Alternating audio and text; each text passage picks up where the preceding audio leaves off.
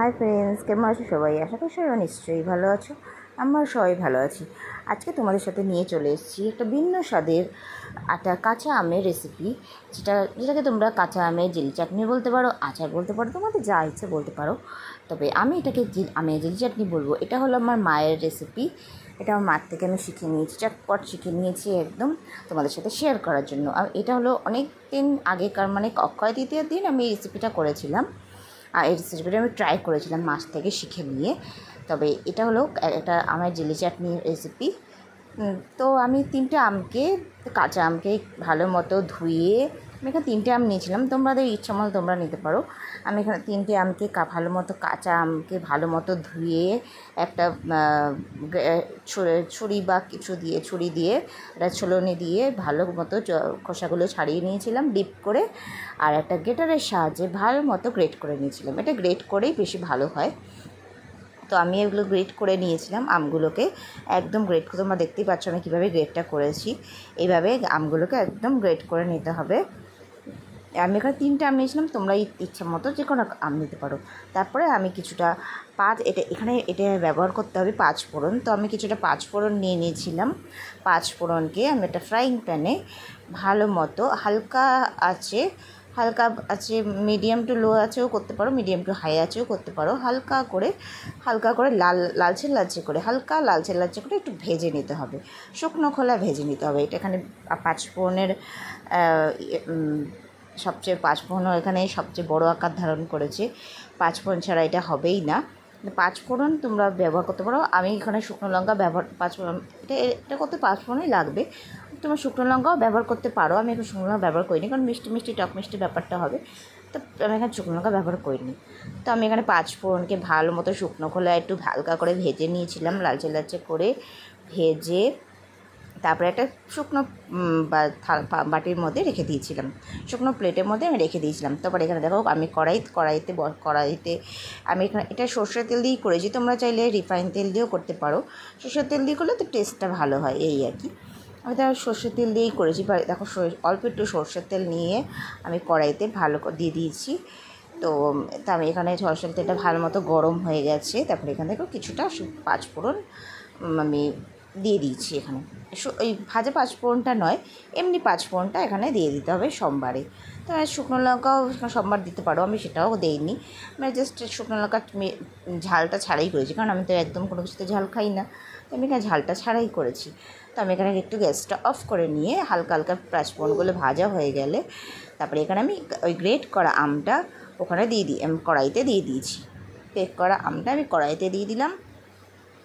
তারপরে এখানে প্রথমে একটুখানি দিয়ে ভালো করে নাড়াচাড়া করে নিলাম। তারপরে এখানে পুরো আমটাই আস্তে আস্তে করে দিয়ে দিতে হবে। গ্রেট করা আমটাকে ভালো মতো করে দিয়ে দিতে হবে কড়াইয়ের মধ্যে। তারপরে ভালো মতো নেড়ে চেড়ে এদিক ওদিক সেদিক পাল্টে নেড়ে চেড়ে ভালো মতো করে সব কিছুর সাথে 5 ফোড়নের সাথে তেলের সাথে মাখিয়ে নিতে হবে সুন্দর করে। তো আমি সুন্দর করে মাখিয়ে নিয়েছি এদিক ওদিক দিয়ে। এবার দেখো একটুখানি সামান্য একটু হলুদ দিয়ে দিতে হবে।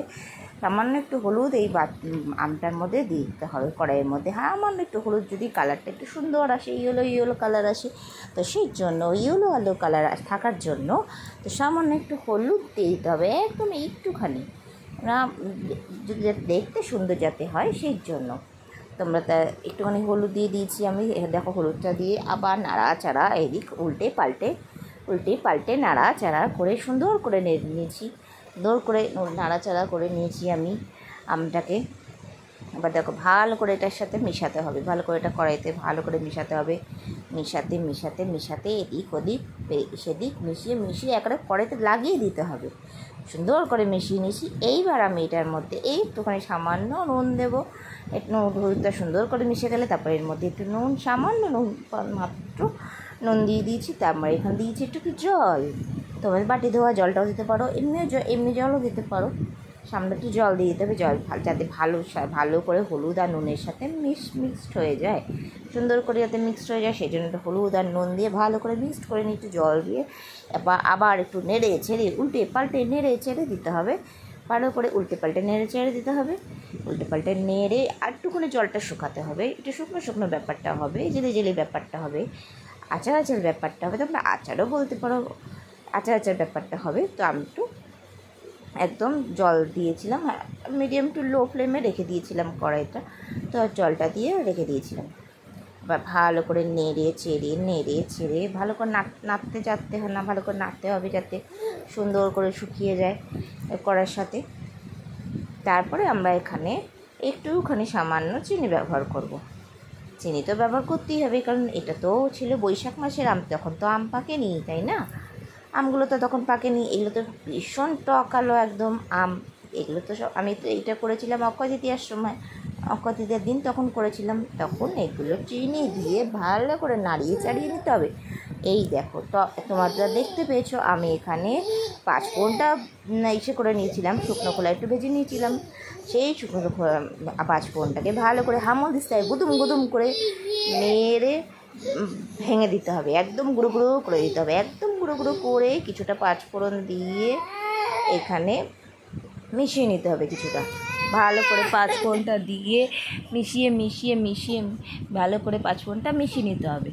ভাঙা ওই আর যদি চিনি লাগে আবার তোমরা একটু চিনিও দিয়ে নিতে পারো কিছুটা, ঠিক আছে? তোমরা কিছুটা চিনিও দিয়ে নিতে পারো এর মধ্যে।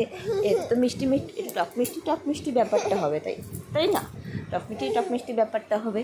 আমি কিছুটা এখানে 5 ফোড়নটা ভেজে রেখে, সেই ভাজা 5 ফোড়নটা আমি দেখো পুরোটা কিন্তু দেইনি, কিছুটা কিন্তু রেখে দিয়েছি, পুরোটা কিন্তু আমি দিয়ে দেইনি, কারণ আমার আটটা তো লাগবে না। এবার এই দেখো আমি আবার চিনি প্যাকেট নিয়ে বসেছি। আমার মনে হচ্ছিলো খুব টক, গরমকালের আম না, টক তো হবেই, একটু মিষ্টি ব্যাপারটাও তো হবে, তাই না? সেই জন্য আমি এখানে চিনি দিয়ে নিচ্ছি। আমি টেস্ট করে দেখলাম ভীষণ টক লাগছে, বেশি টক লাগলে তো খাওয়া যাবে না, না? তো আচারও বলা যায়, আবার চাটনিও বলা যায়, সব কিছু বলা যায়। চাটনি তো টক মিষ্টি ব্যাপার, তো বেশি টক হলে তো ভালো লাগবে না। তো আমি এটা দেখো একটু মিষ্টি দিয়ে নিলাম, মিষ্টি দিয়ে 5 ফোড়ন গুঁড়োটা দিয়ে নেড়ে চেড়ে ভালো করে নাড়াচাড়া করে নিচ্ছি। এবার দেখো কিছুটা 5 ফোড়ন গুঁড়ো আমি রেখে দিয়েছিলাম, সেই 5 ফোড়ন গুঁড়োটা বাদ বাকিটা পুরোটা দিয়ে দিলাম।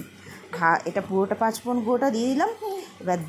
এবার আটটু করে ভালো করে নাড়বো চাড়বো, আটটু করে ভালো মতো নেড়ে ভালো মতো নেড়ে নিচ্ছি। নেড়ে একদম মিশিয়ে ফেলবো আমের সাথে, জানো তো? একদম মিশিয়ে ফেলতে হবে আমটার সাথে, ভালো করে আমটার সাথে মিশিয়ে, আমটাও যেন একটু লাগা ব্যাপার হয়ে যায় কড়াইতে, আর তার সাথে 5 ফোড়ন গুঁড়োটাও ভালো মতো মিশানো হয়ে যাবে। তাই এটা এর আবার একটু যদি চিনি লাগে তাও চিনিটা দিতে পারো, একদম স্বাদ মতো চিনি দিয়ে কমপ্লিট করে ফেলতে। নিশ্চয়ই কমেন্ট করে জানিও। বাই।